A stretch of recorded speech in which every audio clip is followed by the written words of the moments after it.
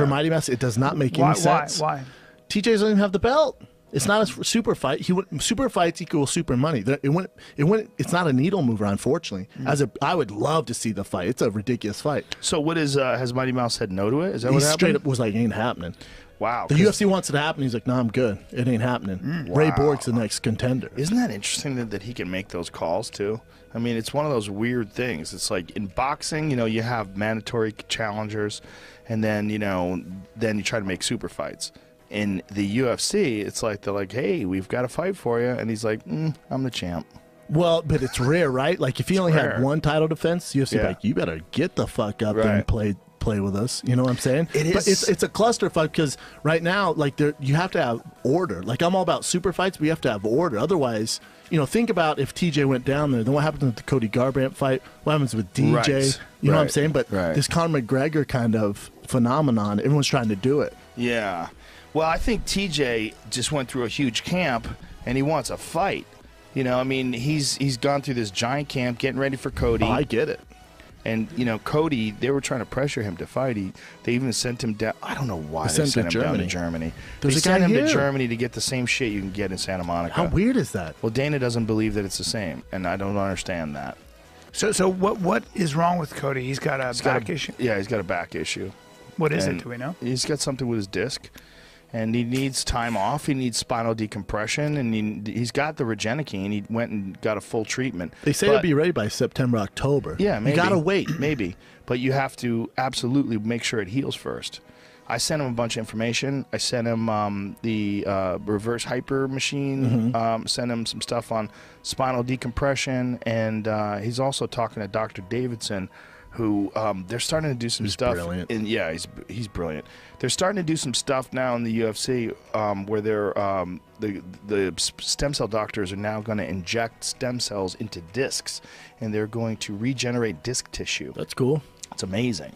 Does this is the it first time. work? Yes. Though? Yes. Oh yeah. Yeah, they've got studies that they've done enough of them now that they have some real good evidence that it does regenerate the same way it regenerates cartilage and ligaments. But there's a lot of times with the injuries where sometimes that's not going to be enough. You're right. It depends on the injury. A lot of times those stem cells, it's just sometimes you're fucked. Yeah, I also read that a lot of that is that there hasn't been that much conclusive evidence, for example, that it grows. Yeah. Like when you shoot it into something, I've Kobe read Bryant that would beg to differ. It doesn't necessarily regenerate sometimes, or a lot. Well, it's very difficult to say why it works on some people and why it doesn't work on other people. But I think case by case. Yeah, case by case. But I think one factor is whether or not you come back too quick, and that's what Cody did. Cody got the stem cells and then started working out like 4 days later. Like you can't do that. That's not smart. You can't do that. I mean, look, he's got a fight. He's got a big title fight. And I think actually he took 2 weeks off or something like that. But you need like months. You need off. a lot of time off. You need to have your body heal. It's a very difficult area to heal, and a lot of people don't do it correctly, and then they wind up getting some serious atrophy where the nerves get pinched, the swelling, and all the inflammation. Yeah, Cody needs to take it slow, come back in that TJ fight and be there, but you can't rush that fight. Well, look at Eddie. I mean, Eddie Bravo has a fake disc in his back now. I mean, I shouldn't say fake. It's artificial. It's a titanium articulating disc that he had put into his back because of the same issue, like disc degeneration, having those injuries, constantly training and rolling, never really letting it heal. Didn't Kane had surgery? Yes, on more than one occasion. Yeah, on his disc. He didn't do and he's still not back. Stand the test of time. Certainly, Joanna Jędrzejczyk, I think, has 5 defenses and would need 7 more, but that doesn't speak to the fact that DJ could extend this thing to 20 if he stays at 125 pounds. But, Kenny, this sequence, this submission, this finish, and this record, which he's so prioritized, to get it that way was one of the more seminal moments, I think, in UFC history, and it couldn't happen to a better guy. Yeah, I mean, talk about breaking the record with authority. And we certainly knew that he had the capability to get a finish against a guy like Ray Borg, who is still young, still learning the game. But to do it again and again under pressure, this is the Demetrious Johnson that, again, continues to improve. He's not satisfied with his level, with his current level. Yes, he's still head and shoulders above everybody else, but he's still working hard in the gym, improving as a martial artist, and that really is what separates him. And to show perfect fundamentals and mix in things in combat that we haven't seen before, like that suplex right into an armbar, shows that this is a very special fighter and a very special dude.